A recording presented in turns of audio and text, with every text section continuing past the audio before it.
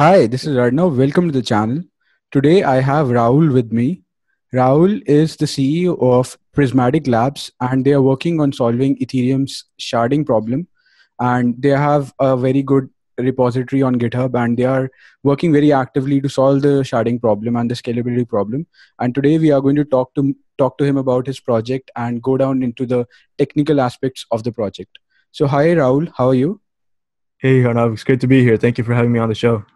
Awesome, awesome. So, can you give a brief background and how did you actually start with Prysmatic Labs? Yeah, of course. So, Prysmatic Labs is a team that's working on the first implementation for sharding for the go-ethereum project.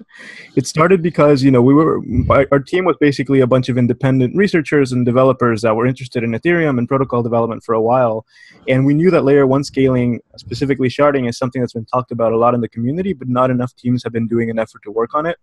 So around the start of this year, in January, actually, I put a team call out on Gitter, Reddit, a bunch of different groups online, and managed to assemble a team of people that had similar motivations and were excited about this problem, right? So at the time, there was very little information on even how to start with sharding, aside from an FAQ that Vitalik posted online.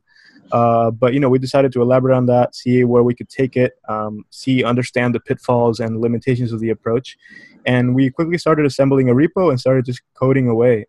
It's been amazing. We've gotten a lot of support, and we're constantly learning. It's an unsolved problem, so there's a lot to do. So yeah, that's kind of how we started. It assembled organically, and now we're an open source group. We work fully transparently with the community, and we just work to get things done. Awesome, awesome. So, for the audience, can you explain like what exactly is Prysmatic Labs and what are some core problems that you are trying to solve, like in sharding or in scalability in general as well?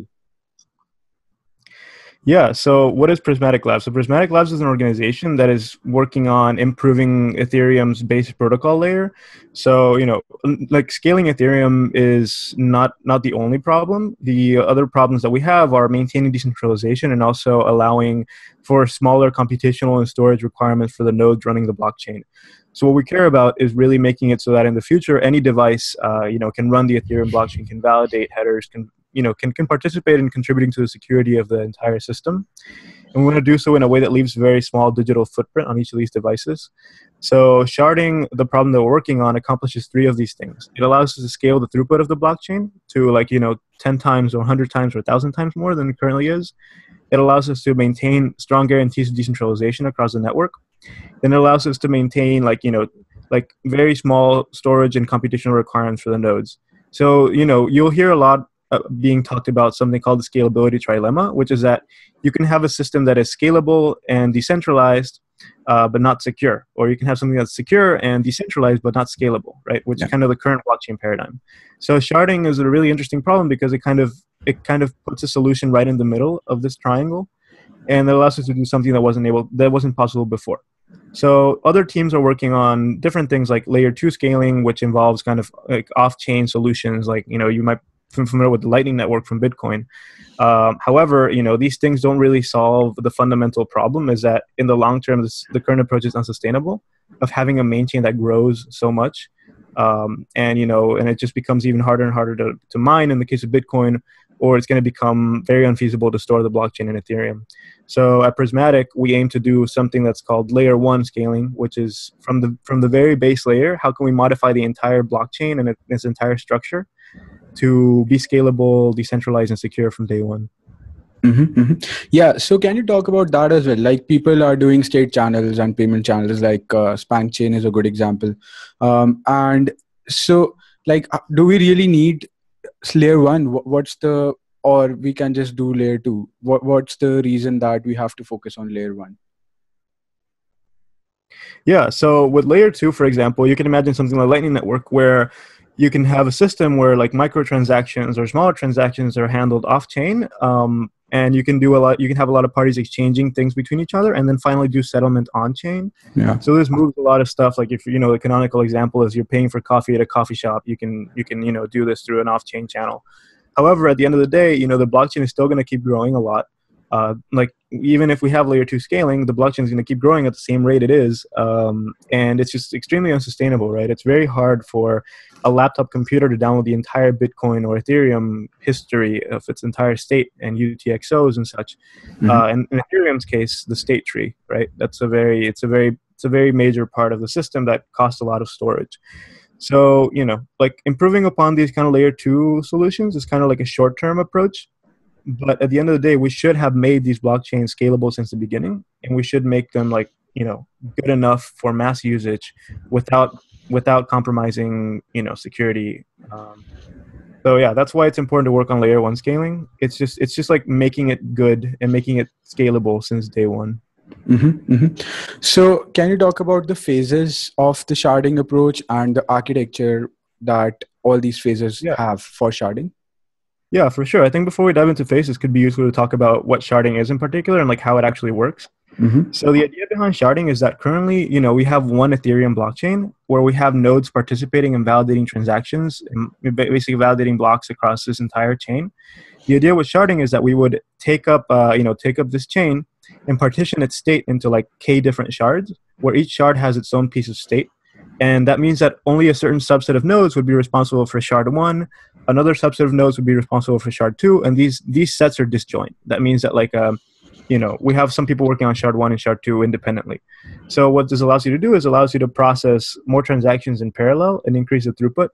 So you're able to, if you have 100 transactions in a row right now in Ethereum, each of them would have to be processed into blocks on the main chain. Whereas in this case, we could have transactions 1 and 2 be on shard 1, 2 and 3 on shard 2. We can do this sort of partitioning that allows us to increase the parallelizability of the blockchain.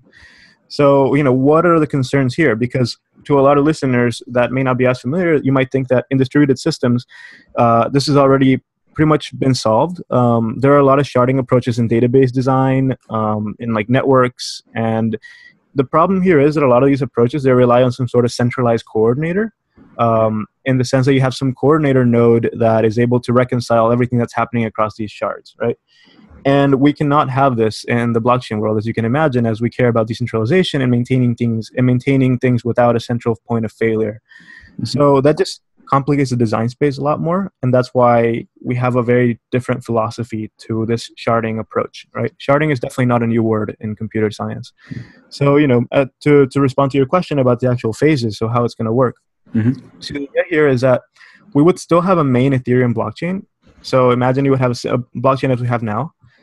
And we would have, for example, 100 different shards, right? This can be a different type. The number can be bigger or smaller, but let's just say it's 100. And what you would have is you would have something called collations on each of these shards, which are kind of like the equivalent of blocks in the system. So you would have people processing collations on shard 1, 2, 3, 4, 5, so on and so forth. And then what would happen is what's going to go on the main chain is going to be a summary of kind of what happened on each shard. So inside of the block on the main chain, you're going to have like, on shard 1, these people signed these transactions, this happened, and these collation headers were added to the shard chain. And that piece of information, that message, is kind of what's going to be saved in a block on the main chain. So that's a very high level generalization, but it's basically the idea of storing kind of metadata of what happened across the entire system of shards into one single block on the main chain. So, a single block can have a lot of information about what happened on hundreds of shards. And the way we do this is actually we store a smart contract on the Ethereum main chain. So we call this contract the Sharding Manager contract.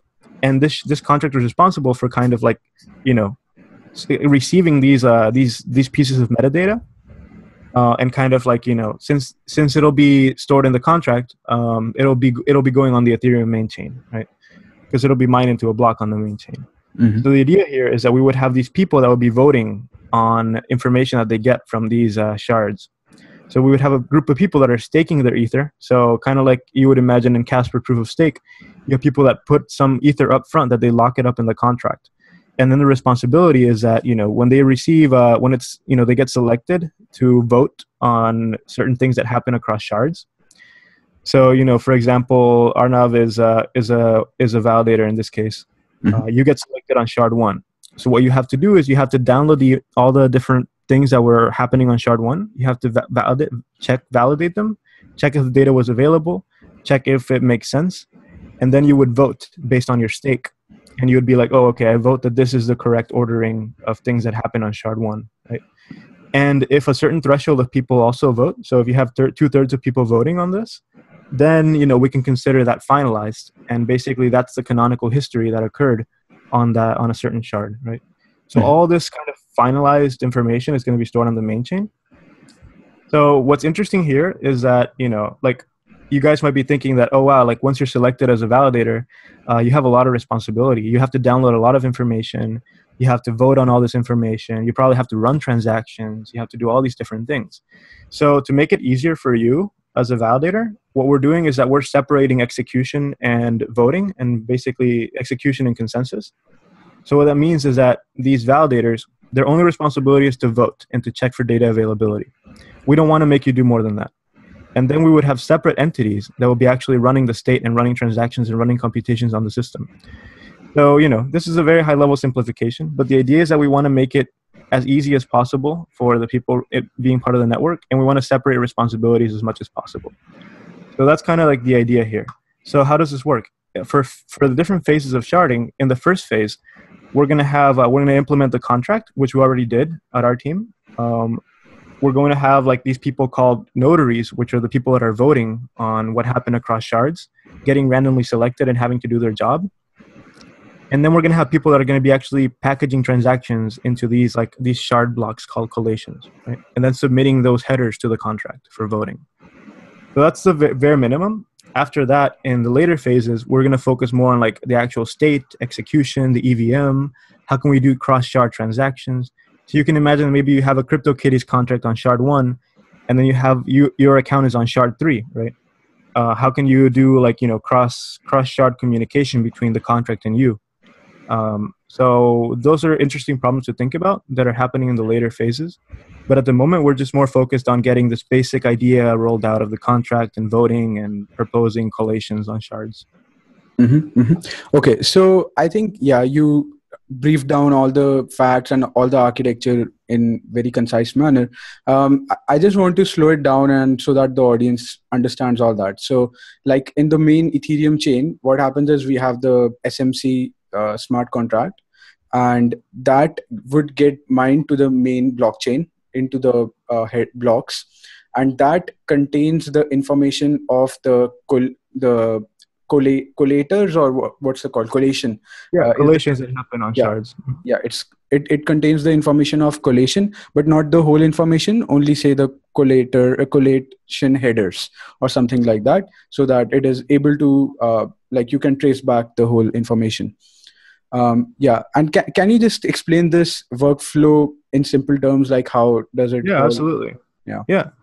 So say we have 100 little chains, and things happen on these chains, and then a summary of what happened gets stored on this contract, which is actually on the Ethereum blockchain, right? So in a single block on Ethereum, you would have a bunch of different summaries of what happened across a bunch of different shards. So in a way, you're kind of like abstracting what occurred and what happened into a simple kind of message that is then stored on the blockchain. So anyone reading this can see, oh, okay, this happened on shard 1, and that was on the final blockchain. So it must be true. It must be canonical. So that's a simple way to think about it. It's kind of like we're summarizing what happened across these different shards and putting them on a main chain. So it becomes a lot easier, and you can store a lot more information that way. Instead of storing everything that happened, you just store a short summary of the correct thing that was voted on. Okay. And how about the whole architecture within the shard? Like you have obviously the voting and people who are validating and adding the collations. Can you explain that as well? Yeah. So the people that are voting, they're actually in this smart contract, in the contract on the main chain. So they deposit Ether, kind of like people do in Proof of Stake and Casper. So hey, I want to become a voter, a notary. So I'm going to put 100 Ether into this contract. And now I have the responsibility to kind of like vote on what happened, on voting on these summaries, right? So I'm going to be receiving kind of this information from people that are creating blocks on these shards, and I'm going to have to like basically vote with the other people that also stake their Ether to reach consensus on what was the correct ordering of transactions. So that's essentially the role of these people. All you have to do is stake Ether into this contract. You can run our code, and then you'll be selected, and it does the responsibility for you of voting and such. And then you have people that are actually packaging transactions into shard blocks, kind of like, currently miners do so in Ethereum, where they order transactions, create a block, do a proof of work algorithm to determine the nonce. In this case, you would have people that are just packaging transactions into collations, and they're going to be sending their headers over to the contract. Mm-hmm. And like this approach for like POS for the people that are validating and that are putting the ETH, is that worked out, like the technical aspects, or is it also? Yeah. So we're exploring a lot of different interesting aspects here in terms of voting and committees. So there are a lot of interesting problems that arise when you have this sort of voting process. Like how can you prevent these validators from something called griefing each other, which means like trying to make others lose in order to like gain something for their own benefit. How can you prevent something called a validator's dilemma? So for those unfamiliar, a validator's dilemma is a problem in consensus where a validator relies on the work done by other validators and is lazy in order to like get a better reward. So for example, my job as a validator is to check collation headers, right? And if I see that like 5 other people, they voted on something, I can just be lazy and kind of just do what they did, right? Assuming, I can just not waste my computer's resources, just assume that it's done and it's good, right? How can we attach more skin in the game to these notaries to do a good job, right? So that's something that's being explored. And an interesting situation here is that the reason why we have this committee is also because when you have smaller shard chains, it becomes easier to do an attack on a single shard. So imagine that we split Ethereum right now into 100 different chains. Then you just need 1% of the hash power of the entire network to control an entire chain, right? So it becomes really easy to maliciously control a shard. Mm-hmm. So what we do is that we reshuffle these voters, these notaries across shards every set of blocks. So we're like, okay, Arnav, you're going to be validating on shard 1 in 5 minutes or whatever, mm-hmm. of block 5. And mm-hmm. then you finish, and next time you're going to be on shard 17. And the idea is that you should not know which one you're going to be assigned to in advance, because then otherwise you could just collude and you can kind of do some interesting coordinated attacks to try to control a shard, right? So we want to be able to reshuffle these validators, these people called notaries, across shards very quickly. Mm-hmm. So there's a lot of work being done on doing that and figuring out the source of randomness to achieve that purpose, so that they can't figure it out in advance. So there's work being done currently on something called like RANDAO chains, and kind of like dynamic committee sizes, different things like that of that sort.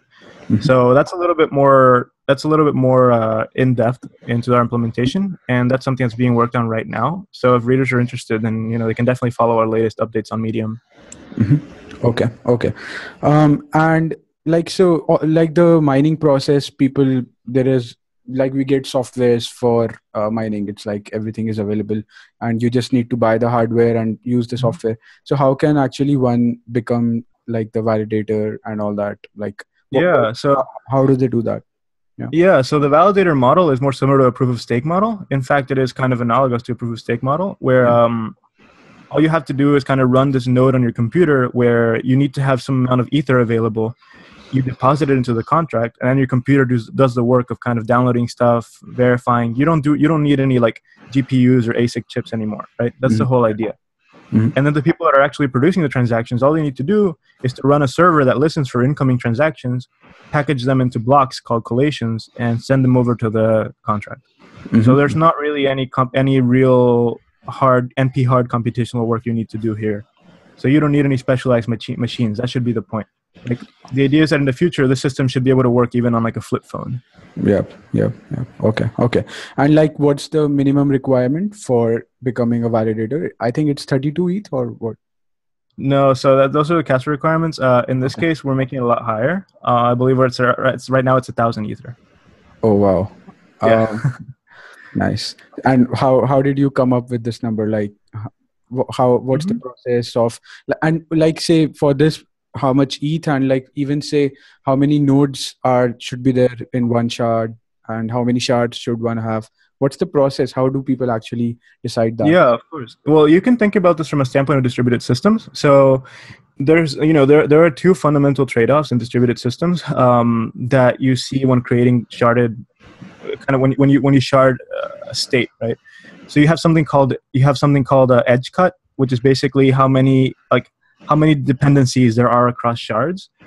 And then you have something called balance. So how much of the state is spread across shards. So an example of this is that, say that we have 100 accounts, or say we have a state tree of like 10 gigabytes, right? We don't want like 3 gigabytes to be on shard 1 and 3 gigabytes to be on like shard 2, and then like very, very small ones to be on the remaining shards, right? This creates a very imbalanced system. And and another problem that occurs in a sharded system is you need to also work with something called edge cut. You want to prevent a lot of dependencies across shards. So I don't want to have a million dependencies across shard 3, 4, 5, 6, 7. I don't want to have a lot of things depending on a bunch of different things, because that leads to more latency issues, networking issues. It makes it hard to do synchronous things. So we want to be able to find the right balance of the state across the shards and also find the right edge cut. So, to do that, there are a bunch of different partitioning methods that exist in distributed systems, right? And that's one way to think about how to design how many nodes there should be spread across the sharded system. That's one way to think about how to improve upon this. You need to find balance of state and also a balance of dependencies across shards. In terms of like how much ether is needed to deposit something, that's a number that you have to determine from an expected number of validators, and also from you have to determine like something called the griefing factor, which, like I mentioned before, is the like how much validators want to game the system and screw up others for their own benefit. You have to think about basically how much is a minimum deterrent for this to happen. And it's just obviously a greater magnitude would have a greater deterrent, but you have to find a good balance of preventing this. Another interesting piece of research that's going on right now is actually we're leaning towards like maybe not even having fixed deposit sizes. So right now, instead of having a minimum 1,000, we can have a dynamic one that's based on kind of like the whole incentive mechanism of rewards and punishments happening in this system. So it can be dynamically adjusted depending on how much people are being slashed for bad behavior or how much people are being rewarded, right? So that's a nice guarantee. The minimum basically exists just to assure that if somebody behaves badly, they're going to at least lose some amount of ether, right? A substantial amount. So we want to ensure that everyone is following that same threshold. That's the reason why a minimum exists. Yeah, and like if you are invested into the system, if you are heavily invested, you probably won't want bad things to happen for the system. Or at least you wouldn't want your punishment to be more than somebody, to be different than other people's. You kind of want everyone to be on the same page. Yeah. Okay. So let's talk about the specific architecture that you have taken for sharding. Can you explain that as well? The specific architecture that we're taking towards sharding? Yeah, like what Prysmatic Labs is taking. Sure. So, we're basically we forked the Geth repo, the go-ethereum repo, which is one of the most popular clients aside from Parity for Ethereum. And we're basically extending it to include sharding functionality. So we're including the whole, the sharding manager contract bindings. We're including like the notary, which are the people that are voting on stuff. So it'll be a simple command that you can just download Geth. You can do like Geth sharding and then notary. And it'll spin up an instance that does peer-to-peer networking. It connects to the contract. It checks for block headers. And then we also have a proposer node, which is a little piece of architecture that is working on packaging transactions and submitting them to the contract. So, the idea is that people can be either a notary or a proposer. So they can do one of these two things, right? If somebody doesn't have a lot of money to be able to be a notary, but they want to be a proposer, that means they want to earn a reward for doing stuff. They can package transactions into blocks, and then in the future they're going to be receiving the transaction fees from the transactions they included. So I mean that's kind of like the system. The way we're doing it is we're following a very similar model to like the way Geth handles its nodes, like how it handles a full node or a light node, but we're calling it a sharding node. So it has a different peer-to-peer system. It has a different kind of like a backend, a different state tree. So we're kind of just plugging in our own implementation of these new things into the architecture that Geth had. Because our goal is in the future, we want to be able to merge it with the upstream repository. Okay. And like what, so you are one team that are working and you have this specific approach. And I think you have like taken this as your mission to solve the sharding problem. I don't think there are many lot of people who have actually taken this mission. So I do want to, before I do want to give some acknowledgement to some of the other teams that are working on this as well. Yeah. So it's not only us, right? So it's a big collaborative effort. Yep. So we're a team of implementers. So we have the Ethereum research team that's working on a Python implementation, but the Ethereum research team also works on like the greater research that's happening around Sharding. So they come up with the ideas around, how this random selection for notaries. And we basically come in with feedback and we implement it. Mm-hmm. So we work on the actual translation into code, and we do want to make it work for Geth, right? That's our mission. Mm-hmm. There's another team called Drops of Diamond that's working on a Rust implementation for the parity client. Yeah, James Ray. Yeah, James Ray. He's very active on Ether research, and we have a bunch of other teams working on. So we're not the only ones for sure, but we're the only ones that we know of working on it for Geth. So can you talk about like what approaches are people taking? Like what's the difference between, is it just that, like you're doing a Geth implementation, they are doing a Python implementation? Yeah, it's very open. I think it's important that everyone agrees upon the greater protocol. We can't have one person having a completely different approach. I mean, they could, but I mean, they're going to be on their own basically, because everyone that's working on these implementations, we all agree to certain things. And we all kind of talk on Ether research. So we agreed that like we're going to do a sharding manager contract. We agreed that we're going to do notaries and proposers. So we all agree on this. Now it's just a matter of how we're going to implement it in our own respective clients, right? So it's up to each team to determine how they're going to do it. But the actual protocol is kind of agreed upon by everyone, including the research team. Like the design of how the whole workflow would work out, that is fixed. But you are tweaking things here and there. Yeah, I wouldn't say fixed, but it's like agreed upon, right? Like if something changes, then everyone looks at it, everyone knows, everyone figures that out. And it's interesting. It's really great because we collaborate a lot with the other teams. Like we have a team that's working on the peer-to-peer implementation. So we look at what they're doing. We take elements from that. We, for example, did a serialization algorithm for the shard data. So another team kind of piggybacked off that. So that's been really nice. Like we don't see each other as competition because we're all working on different clients, obviously. Okay. And I wanted to talk to you about like other blockchain and their scalability approaches as well. So I was following the Zilliqa project quite closely. Sure. I have made content as well of how it works technically and how like they have this DS committee and they have a shard, like a shard and a DS committee which controls all the shards. So what do you think that these projects are doing, and do you think that they can collaborate as well, that the space as a whole can collaborate and learn from each other's approaches? Yeah, absolutely. I think before that, it's important to clarify the difference between Zilliqa sharding and our sharding. So, there are a few different types of sharding. There's state sharding, and there's transaction sharding, there's network sharding, there's computational sharding, right? So, by network sharding, it means that you actually partition the entire peer-to-peer network to be able to handle better throughput or better latency guarantees. Computational means that you parallelize the computation happening throughout the system. Transactions means that you kind of shard how transactions are processed in the network, right? And state means that you actually shard the entire state tree such that a certain group of nodes is responsible for one part of the state tree, another is responsible for the second, so on and so forth. At Ethereum, we're working specifically on state sharding, and later down the line on computational sharding. Zilliqa focuses exclusively on computational, network, and transactional sharding. Yeah. So their approach is kind of a fundamentally different design space. Right? So it's really important to have both of them because that just increases it'll just increase the whole system in every single aspect. But at the moment, we're just focused on state sharding. Like this whole idea of like having shard 1 be in charge of this part of the state, shard 2, etc. That's called state sharding. Zilliqa focuses more on the peer-to-peer nodes and like the computation aspect. And you have some other projects as well, like except from for sure. Ethereum. I think I really admire kind of like Definity's approach to randomness generation. We're actually using a lot of their concepts in our implementation. So Definity has like this, for those unfamiliar, it's this other kind of blockchain generalized computation protocol that has an interesting way of doing on-chain randomness. So they do so through something called a beacon chain, which contains something called BLS signatures.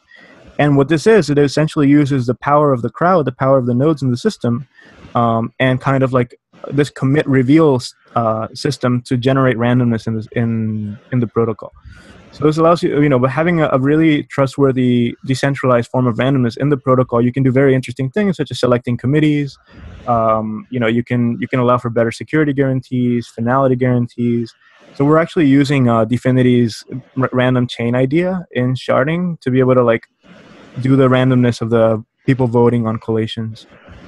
So I really like what their team is doing. I think they're absolutely, they're on the right track in terms of their technical implementation. So yeah, we take aspects of them. We talk to them. We talk to different teams on the space, and I think we learn a lot. So I don't think it's like every team for itself. Mm-hmm. It's very open, and there should be more communication. I feel like it's a disjoint set between the teams like us that are purely kind of research and implementation focused, and then those teams that have like obviously a business agenda. Yeah. Like these companies, obviously they're businesses, they're trying to grow, they have enterprise use cases and such. So they have a different agenda in that case. So I guess that's why there's kind of like this, there's this discrepancy between the two. So there should be more communication across commercial and research teams. Mm-hmm. And I think you have brought an interesting topic. I wanted to ask you about like how do teams like you, how are you funded? Like because you don't have a business agenda. So like you are funded from grants, like from Ethereum Foundation and other interesting projects, or how does that work out? Yeah, we're really grateful that aspect has really shaped up in 2018. So the reason why we really decided to go full force with this in the beginning of the year was because Vitalik put out a post about giving out grants to teams working on sharding. And that was really great because like you don't have to worry about staying afloat. You don't have to worry about like coming up with some side product on the side to implement your protocol. So that got us excited because we're like, well, okay, we can at least have some way of supporting ourselves while we do this. So we were supported by the Ethereum Foundation, by the Ethereum Community Fund, by the Aragon Project, District 0x, Spank Chain, and a few others. We've been receiving a lot of donations. So we're really grateful for that. I think we have enough funds to be able to really, stay afloat and get this done. So that's, I think that's the best situation to be in, right? Like when you're given a grant to work on something that you love and to just, have to worry about doing it. Mm-hmm. So I think there are a lot of opportunities for grants available, and a lot of teams are willing to offer funds to people working on interesting things, not just sharding. I know Ethereum is interested in working, funding a lot of projects ranging from like better wallets, better block explorers, all sorts of different things. So like if you have a project and you want to work on it, but you're afraid you won't be able to like either leave your job or maybe like you won't have disposable income to work on it. There are a lot of opportunities, and I'm happy to chat. Like if any of your listeners want to get in touch with me and talk about the process, I'm more than happy to do so. Mm-hmm. Okay. And like, do you think that even if you are receiving the grants, is it a long-term solution, or is it like you can go through 1 year and maybe then you can do something like doing consulting work for enterprise or something like that? Yeah, for sure. I mean, I think the expectation here is that the grants are given so that we don't have to do that. They're given so that we can just work on this and we don't have to worry about kind of building a side business.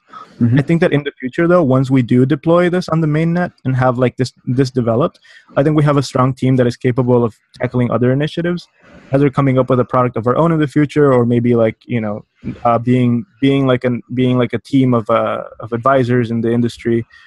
For scalability and such.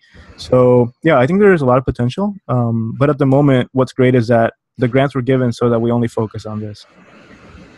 Okay, awesome. I think I would also like you to talk about the whole scalability space in general. Like we have sharding, obviously, that you are doing. Then we have state channels. We have other like Plasma and all these implementations. So can you give a brief of like what do you feel personally, like how would these actually fit together? Like we'd have Plasma, we'll have sharding, we'll have all these things, or we'll have like only say sharding solving everything? No, I think we need all of these, right? I mean, if you have both sharding and state channels at the same time, that's fantastic. So I think the idea is that Plasma, for those unfamiliar, is also a layer 2 scaling solution that is very strong and very powerful to be able to run your own scalable kind of application. So Plasma is more of a short term thing that will come out hopefully soon, and people will be able to actually use directly in their smart contract dApps and such. And then state channels are going to be useful for microtransactions, for games on the blockchain, for all sorts of different domain specific applications. And then sharding is just going to be a major boon to everything. So it's going to be at the base layer, just an improvement to everything. So that's the idea. You have for state channels, you have a team that's really capable working on it called L4. Yeah. So L4 Ventures is an amazing team. They're putting out a paper on generalized state channels. And then you have teams working on Plasma, which the Ethereum Foundation, Omisago is doing as well. Carl Flourish is doing that. So you have a lot of great developments happening there. So we need all of these things. I think at the end of the day, Ethereum has a lot going for it, and I think everyone's doing it for the right reasons. We all really want to see this blossom and really grow into something useful.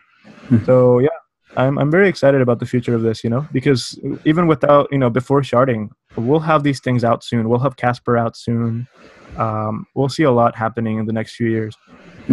And what time frames do you see that Casper has been in I think 2 years or something like that? Yeah. But it is coming. It is, I think, within a year at max it should come out. And what's the time frame for sharding and other approaches as well? Sure. Yeah, so Casper, it can go out almost at any time soon, right? They're just reviewing a lot of the final security audits, making sure everything is good, but the protocol and the algorithm is all there. For Plasma, I would envision probably, hopefully before the end of the year, like we already have a single Plasma chain implementation. Right now, the teams are working on having multiple Plasma chains. Yeah. There's something called Plasma Cache.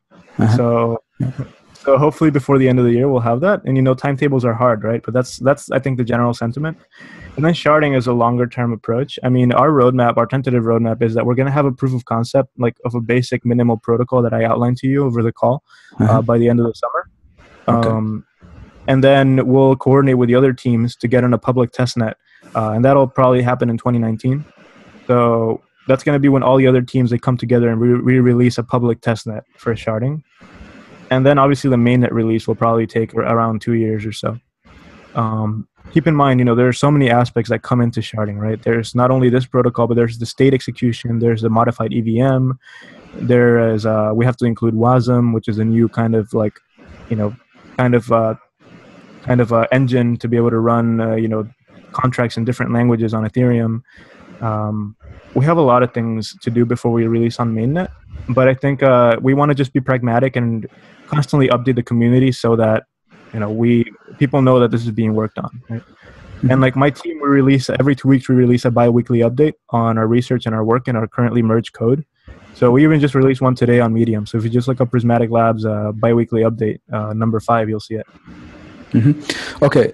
Yeah, I think we have covered quite a lot. How do people actually get involved? What's the best approach that you see? That should they really just start going to the GitHub and start contributing? Yeah, so unfortunately there's a lot of context required, and I think that might put off a lot of people, but I think that there are a lot of very easy ways for them to kind of get up to speed and to kind of learn and want to get more involved. So yeah, so in our repo, we have a very long sharding README that details how sharding works and what it's about. We also have contribution guidelines, and we also have a bunch of open issues and pull requests that are open to people to work on. So we're going to be working more closely with something like Gitcoin to release bounties. So people that want to, earn a little bit extra cash and they want to work on this, they can do so. But for people that want to get really involved and they want to learn more about the core contributions, then they can definitely get in touch with us over Gitter.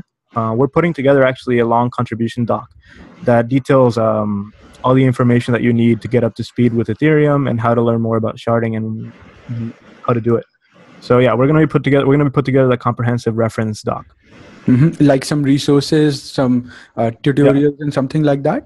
Yeah, it's going to be like a markdown doc on GitHub that has all the things you need to read before sharding, and then all the things you need to read for sharding. Awesome. And then kind of like how to begin and how to reproduce our code. And then from there, I think once people go through that pipeline, they should be ready to be a significant contributor. Yeah. I think that is really needed, because when I was also going to the GitHub it required quite a lot of prerequisite knowledge. That is awesome. That is awesome. Yeah. So we'll be doing that. We've been getting that a lot because we do have a lot of people interested in helping out, and we can point them in the right direction. But unfortunately, there's just so much context required. So I think we can do a better job, and we will, of making it easier to onboard people. Awesome. Okay. Yeah, I think we have covered quite a lot for your project, and I wish you the best. And I think, the problem you are solving is a really big problem, and it is the need of the hour. So yeah, thanks a lot, Raul, for coming up and sharing about your project. Thank you, Arnav. Appreciate it.